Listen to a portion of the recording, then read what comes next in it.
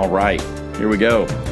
Welcome to Spiritual Steps, a podcast about learning to pray, listen, and grow by taking small steps on the spiritual journey. I'm your host, Stephen Hovater, and this is episode 25, Change Your Reading Context. I want to teach you a neat little way of shaking up how you read Scripture by shifting the context in which you read it. It's a neat little thing you can do to really open up the Scriptures and maybe crack some stuff out of them that you might not have been able to get to before, okay? So here's the deal. Most of the time when we talk about interpreting Scripture, reading Scripture, and doing it well, doing it correctly, then we put a lot of emphasis on the context of the text, whether that's the literary context, making sure you read that little line in the middle of one of Paul's letters in the context of the whole paragraph or the whole argument of the letter or whatnot, okay? Or the historical context, like making sure that you read the whole letter in the context in which Paul might have written it back in the middle of the Roman Empire. Or maybe the sociological context of the piece, like what does it mean when Paul is writing to this disenfranchised little group and they're under all kinds of social economic pressure, from the community around them, all those sorts of things, all right? So when we talk about interpreting the text, we usually think about what does it mean to attend to those things, the literary, historical, sociological context of the text, or maybe some other ways of construing context. But here's the deal. Guess what? You might be a little surprised to hear that the context in which you read the text can be just as important as the context in which it was written.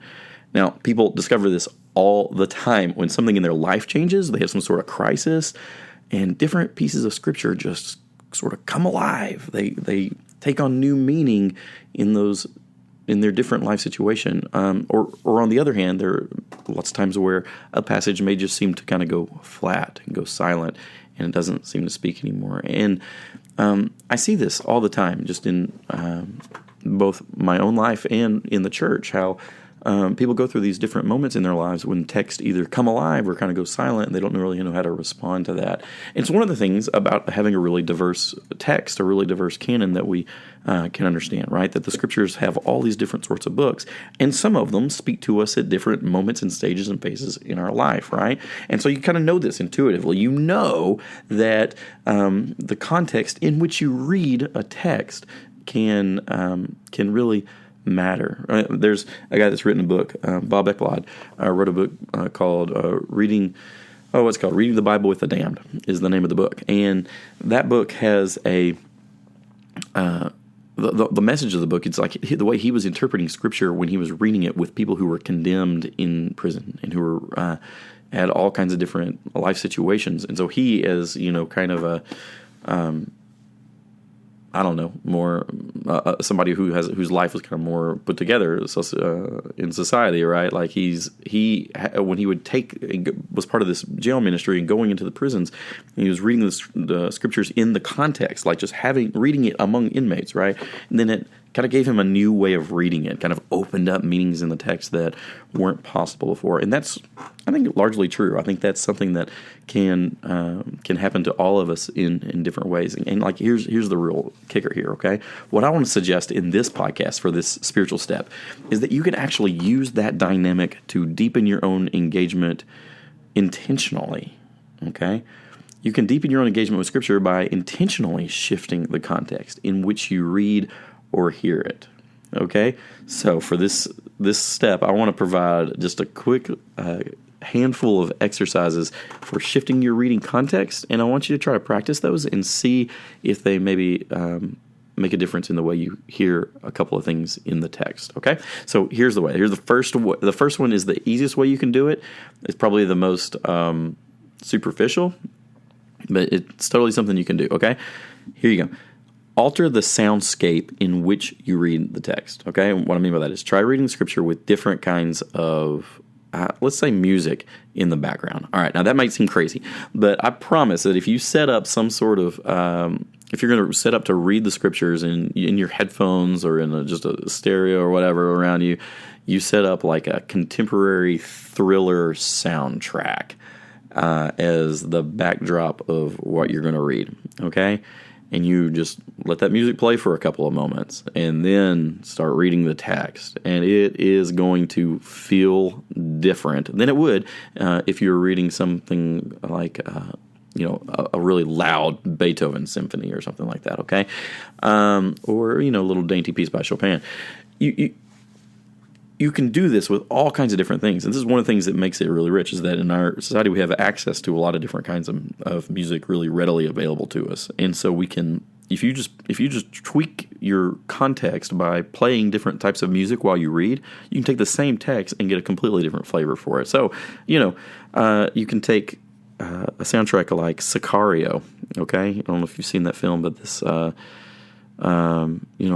dark drama, and you can let that play, and you're going to get a certain kind of tone out of the text. Or you can get like the kind of purposeful anthems of something like the Star Wars movies or some other adventure film. Or maybe you could take like some really folksy music like Bob Dylan stuff or something like that, or a really grimy rap album, whatever, a playlist of protest music, whatever you want to do, okay? But here's the thing. Try the same piece of scripture. Play a couple of different kinds of music behind it. See what happens. You'll uncover amazing textures in the text. The words are going to be the same. You'll pull out these textures in the text that you didn't have access to before. And then, after the music, read it in silence. And that itself is a different kind of context too, especially if you're using it as a contrast with something else. So that's the first exercise, okay? Try to read a piece of scripture with some sort of intentionally chosen background music behind you, okay? Now, for me, it's hard for me to read anything really, but to read scripture with anything that has like a real strong lyrical content. That's why I prefer soundtracks personally. But whatever works for you, go for it. Try it with a couple of different pieces, and you'll see what I mean. Okay, second, simply try shifting your physical place of reading. So go read it downtown in a bench, or try it in a coffee shop, or just pull around in your car somewhere and read. Just shift it around to different locales, okay? And by the way, this is even easier if you can not just have like a written copy of the text, like a printed copy, but if you have like a audio book or something like that, you can put on some headphones. This is a really great way of doing it. So read the text and listen to it in like an empty sanctuary, or on a bus, like a city bus or something, or just go to the mall and read it while people watch. Okay, listen to it while people watch. Go read it at a sports bar. Just take a little piece of a text and scribble out a piece of it, and maybe just like write it on the back of your hand, and then go somewhere that you can just kind of see it and meditate on the same little piece for a while, and it's give you something. Okay, I had a teacher, Anna Carter Florence, out at Columbia Theological Seminary, who would teach preachers to do this with text, okay, that they're preparing to preach. Like, go take it to, your kid's soccer game, and, pull it out and ask the person next to you, like, what they think about it.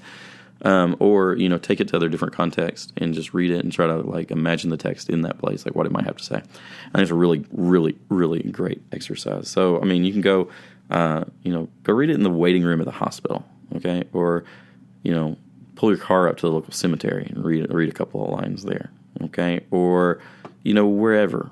But just physically try to read it in different spaces, okay? Read that same text in as many different contexts as you can, and then go back and just kind of read and try to reflect, maybe kind of like capture those reflections somehow, or write them down something. I think it's a really beautiful practice for anybody that's trying to engage the scripture. So the first one is try to shift your soundscape, and the second one is try to shift your physical place, your location. Now finally, I want you to consider shifting the social relational context in which you read. It's kind of like what Ekblad was doing, but he was doing it in a physical place too. And you could do it also physically by reading with different groups of people. It's a great idea, have different people over and read the text with them, or just, in a space that you share with somebody else. Ask them about the text and try to see it. Excuse me. What I'm suggesting, though, I want to suggest this as an imaginative kind of contemplative exercise, okay? So try naming 3 or 4 different people who live in different circumstances than you, who are in different life situations, and imagine yourself reading the text with them, okay? Like, imagine that they're sitting in the room with you. Like, put each one of them in a spot, I've got here in my office, I've got my, I've got my reading chair, I've got this little love seat, I've got a couple other chairs, my desk chair. What if I imagine that in each one of these places there's somebody else sitting with me, and then I read the text? And so I'm imagining reading it in a different social location there, okay? Imagine, what do they have to say about the text? What kind of questions do they have? What parts of the text would make me feel weird reading it in the presence of one of those other people? Okay? That's a different way of reading the text, and you can really kind of tweak it. So what you're doing there is you're changing your relational context, your social context, imaginatively. And that changes the way that you read and imagine Scripture. Try doing that with some people, imagining it with some people that are really in your close orbit, and then imagine somebody more distant to you, maybe somebody that lives in a completely different context that you're not sure what you share. Try taking a text. Here's a really interesting question about reading a text. Read the text and say, who is it in the world that I would feel really, really, really uncomfortable reading this text with, And then, just imagine that. Imagine sitting across from that person reading the text. See, just that act of setting your mind in that space opens up different readings of the text, opens up things in the text that you might not have realized were there, maybe weren't ready for. Look, seriously, the context in which you read a text can be just as important as the context in which it was written. Explore that idea. Play with it a little bit. Okay, take these exercises. Read it in a different soundscape, reading a different physical location. Read it with a different social imagination, a different relational context. Explore it, and you'll find yourself with a fuller experience of the text. Okay, that's it for this episode. Thank you so much for listening. If you have any comments or questions, just want to extend the conversation, reach out on Twitter. I love some Twitter at Stephen Hovater. And if this sort of thing is useful to you, go ahead, subscribe on whatever podcasting app you love. I love Overcast. People love the iTunes app. Google Play is kind of getting in the game, whatever. But listen, go ahead and subscribe, and that's a way of kind of moving the conversation forward intentionally. Okay, we'll be back soon with a new episode. Until then, keep taking the next step that you see in front of you, and may God be with you on each step of your journey. Peace.